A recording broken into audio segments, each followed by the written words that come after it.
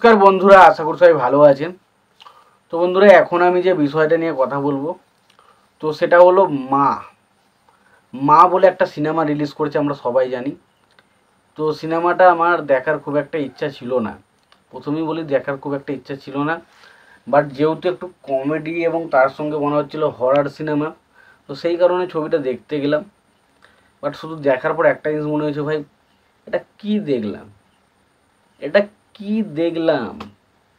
মানে একটা সিনেমা আমি তো দেখলাম, বাট সিনেমাটা অ্যাকচুয়ালি তারা কি দেখাতে চাইছে তারা নিজেরাই বুঝতে পারেনি, তো আমি কি করে বুঝবো যে আমি কি দেখতে গেলাম।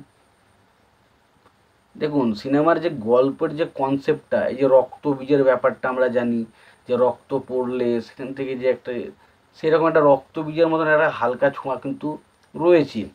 এবং তার পাশাপাশি এই যে মা কালী যখন রক্ত বীজকে পুরো ডাইরেক্ট কেটে রক্তটা ডাইরেক্ট চুষে খেত, তো সেই রকমই মা কালীর রেফারেন্স নিয়ে কিন্তু ছবিটাকে বানানোর চেষ্টা করা হয়েছে।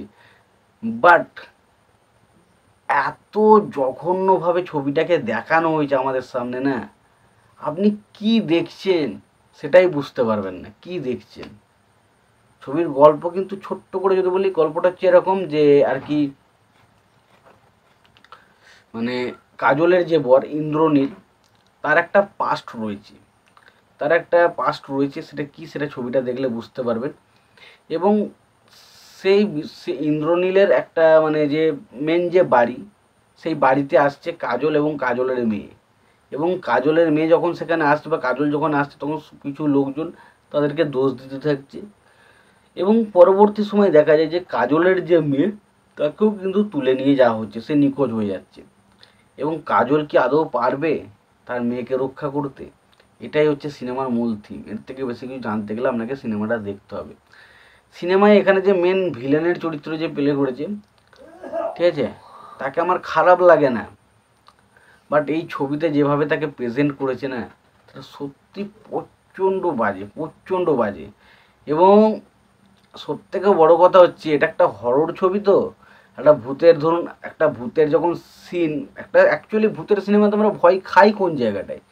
ভয় অ্যাকচুয়ালি কি ভূতকে দেখে আমরা ভয় খাই? না, আমরা ভয় খাই যখন ভূতের সিনেমার যে সিচুয়েশনটা যেভাবে ক্রিয়েট করা হয়, যে একটা ওই যে আওয়াজ, ওই যে শুরুতে আসছে, এই যে একটা কেউ ভয় খাচ্ছে, আমরা ভাবতে পারছি কিছু একটা হতে চলছে, ওই যে ফিলটা যেটা আমরা ভয় খাই স্পেশালি, সেই জিনিসটা কিন্তু এই ছবির মধ্যে পুরোপুরি মিসিং নেই গো। তো হরর বলা হচ্ছে ছবিটা, বাট হরর কোনো জিনিস, হররের কিছু জিনিস রয়েছে, বাট সেগুলো একটা ওয়ার্ক করে না, মানে কোনোটা ভালো না। কিছু কিছু জায়গায় তো ভূতগুলোকে দেখে মনে হচ্ছে ভাই কেউ পাউডার মেখে দাঁড় করিয়ে দিয়েছে আর এই করছে। এবং লাস্টে ওই যে গাছের যে বিএফএক্সটা, মানে শুধু তো বিএফএক্স, মানে কোনো অ্যাকচুয়ালি এটা ভূতের সিনেমা দেখছি না রোবটের সিনেমা দেখছি আমি বুঝতে পারছিলাম না মাঝে মাঝে। মানে অ্যাকচুয়ালি রোবটের যে বিষয়গুলো তো বিভিন্ন রকমের রোবটগুলো যুক্ত হয়ে একটা মানুষের মতো, তো এখানেও কিন্তু সেই রকমই মনে হচ্ছে, মানে কোনো ভূত বলে বিশাল কিছু মনে হয়নি। সত্যি কথা বলছি, আমার এই ছবিটা একদমই পোষায়নি, আমার একদমই পোষায়নি। আমার কোনো কিছুই ভালো লাগেনি, জানি না কার কী ভালো লাগে, আমার কোনো কিছুই ভালো লাগেনি সিনেমাটার মধ্যে। আর সিনেমাটা যখন প্রথম থেকে শেষ অবধি দেখলাম, দেখানোর পর একটা জিনিস মাথায়, কী দেখাতে চাইছিল অ্যাকচুয়ালি বুঝতে পারলাম না। আর এই যে শব্দটা মা, এই মা এবং মেয়ের মধ্যে যে বন্ডিং, যেটা ইমোশনাল যে বিষয়টা, যেটা আমাদের সামনে ফুটে উঠলে আমরা বিশাল আকৃষ্ট হব, কিছুই হয় না ছবির মধ্যে। তো অ্যাকচুয়ালি আমার কাছে কিন্তু ছবিটা একদমই ভালো লাগেনি, একদমই ভালো লাগে। আমি জানি না যারা যারা, আমি এখনও বলবো না যে কাউকে যে তোমরা দেখো না, তোমাদের যদি মনে হয় এরপরেও দেখতে চাও অবশ্যই দেখতে পারো। আর সবশেষে একটা কথা বলবো, ভিডিওটি ভালো লেগে থাকলে লাইক কমেন্ট শেয়ার করে দিও। চ্যানেলটা নতুন হয়ে থাকলে অবশ্যই তোমরা চ্যানেলটা সাবস্ক্রাইব করে নিও, পাশে বেল আইকনটা অবশ্যই প্রেস করে দিও। ভালো থেকো, সুস্থ থেকো, দেখা হচ্ছে পরে।